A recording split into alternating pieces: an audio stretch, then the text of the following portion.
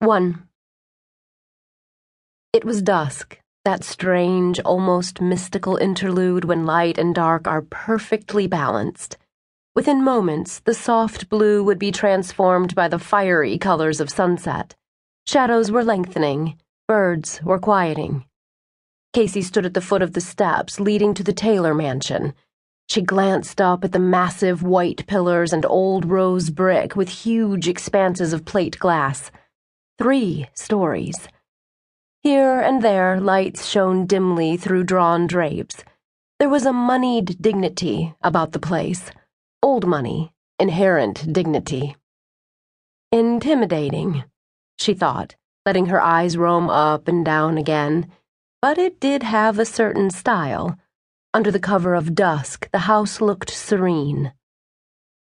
Lifting a large brass knocker, she thudded it against the thick oak door. The noise boomed into the twilight.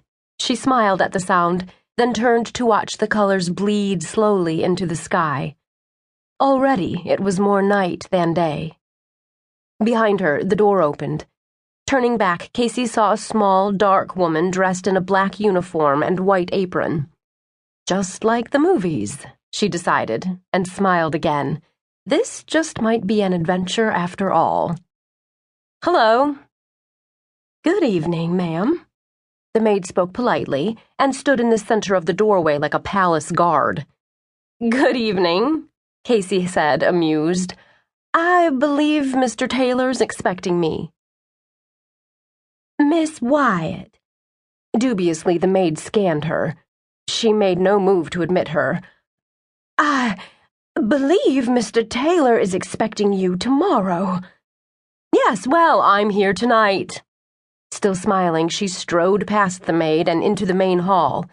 "You might want to let him know I'm here," she suggested, and turned to stare at the 3-tiered chandelier that dripped light onto the carpet. Watching Kasey warily, the maid shut the door. "If you would just wait here."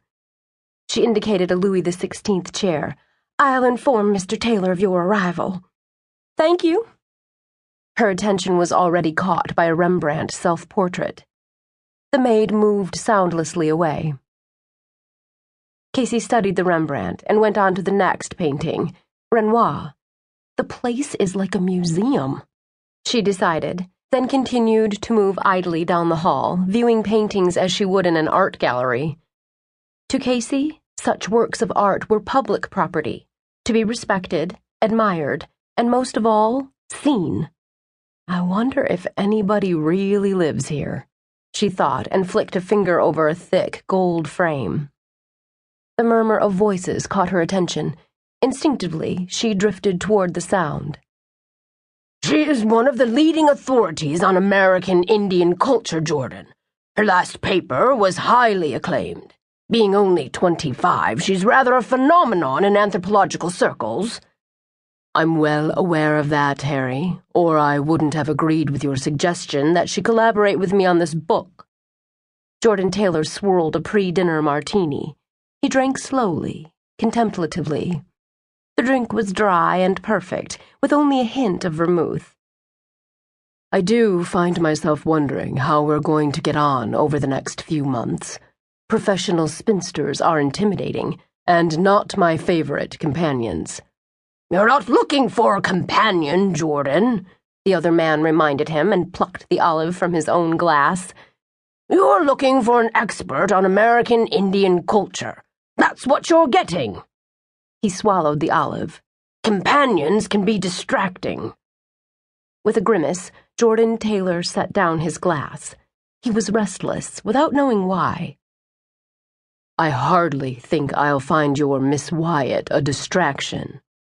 He slipped his hands into the pockets of his perfectly tailored slacks and watched his companion polish off the martini. "I have a composite picture.